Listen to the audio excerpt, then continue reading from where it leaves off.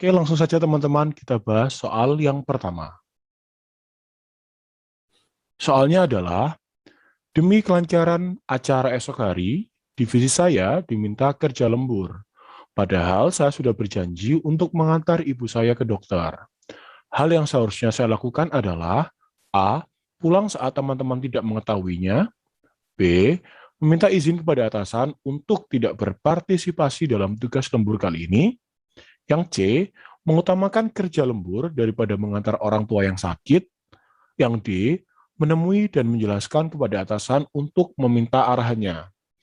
Jadi jelas teman-teman, mungkin ini adalah salah satu problem atau masalah yang cukup menyulitkan ya. Jadi kita diminta untuk memilih antara pekerjaan dan orang tua. Begitu intinya itu.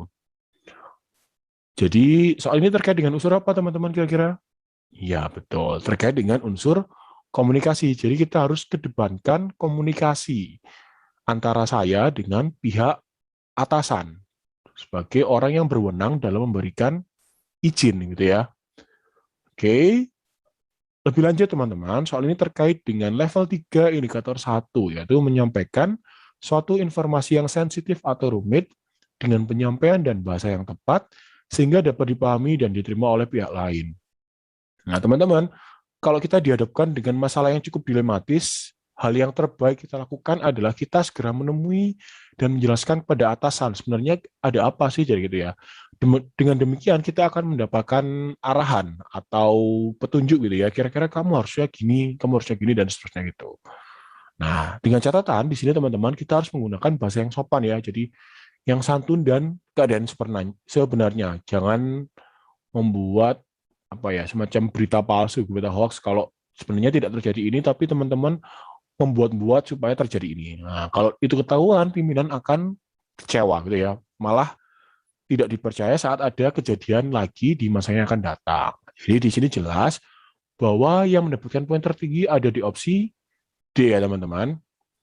Kemudian tadi, saat dihadapkan dengan dua problem antara orang tua dan pekerjaan, bagaimanapun kita tetap menjadi anak dari orang tua ya, kita tetap bertanggung jawab pada orang tua, karena orang tua adalah segala-galanya gitu ya. Jadi yang mendapatkan poin 3 itu yang opsi B, meminta izin kepada atasan untuk tidak berpartisipasi dalam tugas lembur kali ini.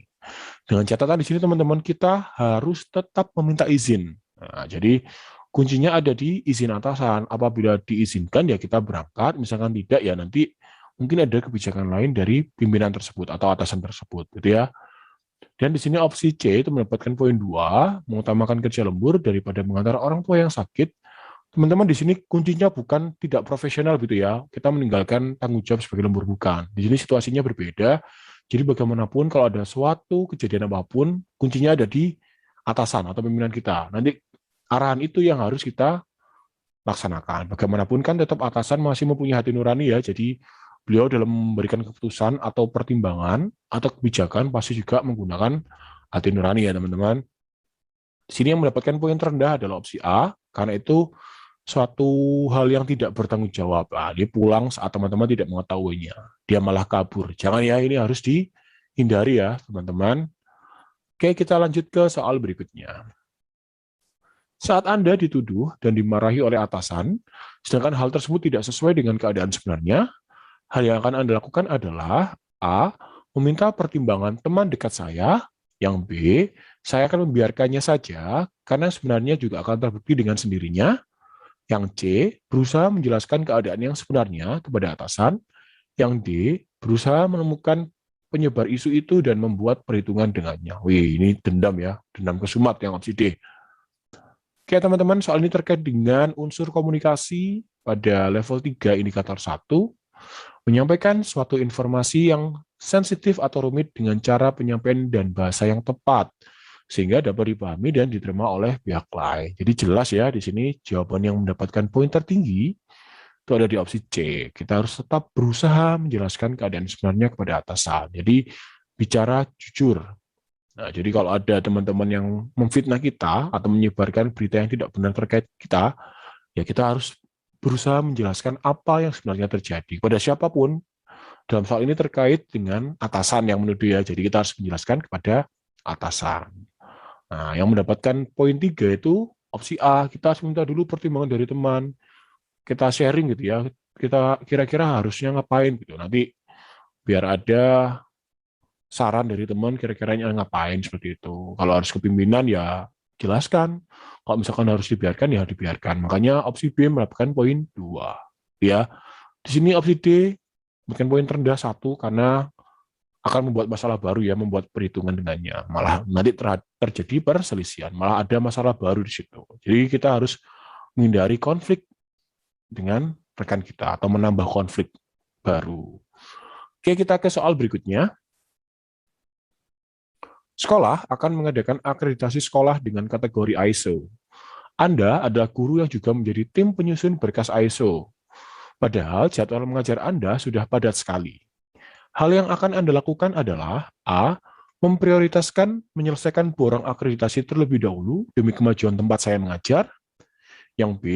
Memberikan ringkasan berupa modul dan penugasan mandiri kepada peserta didik dan memfokuskan pada penyusunan berkas ISO. C. Membagi waktu untuk tetap dapat mengajar dan melaksanakan tugas sebagai tim penyusun berkas ISO. Yang D. Memprioritaskan tugas mengajar terlebih dahulu agar peserta didik dapat terima pelajaran dengan baik. Nah, ini cukup membingungkan ya teman-teman antara opsi A, B, C, dan D. Nah, tapi secara umum soal ini teman-teman terkait dengan unsur orientasi pada hasil. Nah, ini ada level 1, indikator 1 yaitu menyelesaikan tugas dengan tuntas dan dapat diandalkan. Jadi saat kita diberikan tanggung jawab, kita harus menyelesaikan atau menuntaskan apa yang diamanatkan kepada kita gitu ya. Jadi yang mendapatkan poin tertinggi adalah opsi C, yaitu membagi waktu untuk tetap dapat mengajar dan melaksanakan tugas sebagai tim penyusun berkas ISO. Jadi tetap seimbang teman-teman. Karena sebagai guru kan tugas utamanya mengajar, nah ini tugas tambahnya penyusun berkas ISO. Jadi antara tugas utama dan tambahan itu harus berjalan secara seimbang. Makanya kita harus pintar-pintar membagi waktu agar keduanya itu berjalan seiringan, jadi tidak berat sebelah. Ya, jadi opsi C itu mendapatkan poin 4. Kemudian opsi B mendapatkan poin ketiga itu juga sebagai alternatif ya teman-teman. Kita membuat modul gitu ya dan penugasan mandiri, atau bisa teman-teman juga merekam video gitu ya, membuat video pembelajaran, kemudian di-share linknya ke murid kita sebagai pengganti penjelasan saat langsung ya tatap muka, dan memfokuskan pada penyusunan berkas ISO. Jadi ini kuncinya tetap ISO-nya terselesaikan ya. Nah, di sini mendapatkan poin 2 itu opsi D, memprioritaskan tugas mengajar terlebih dahulu agar peserta didik dapat menerima pelajaran dengan baik. Kemudian kita ke opsi A. Jadi meskipun ISO penting, tapi kembali lagi kita ke tugas utama ya. Tugas utama sebagai guru kan mendidik, jadi makanya opsi D sama A itu lebih besar yang D. Jadi ya teman-teman, kita lanjut ke soal berikutnya. Oke, saya adalah seorang tenaga kesehatan kontrak di salah satu rumah sakit negeri yang ada di kota S. Beberapa waktu lalu, wali kota S berjanji akan memberikan insentif untuk seluruh tenaga kesehatan yang telah berjuang dalam menangani pasien yang terpapar virus COVID-19. Namun, hingga saat ini, insentif yang dijanjikan itu ya maksudnya tak kunjung cair. Padahal setiap harinya saya selalu bekerja melebihi batas waktu normal saat sebelum terjadinya pandemi. Hal yang akan saya lakukan adalah A.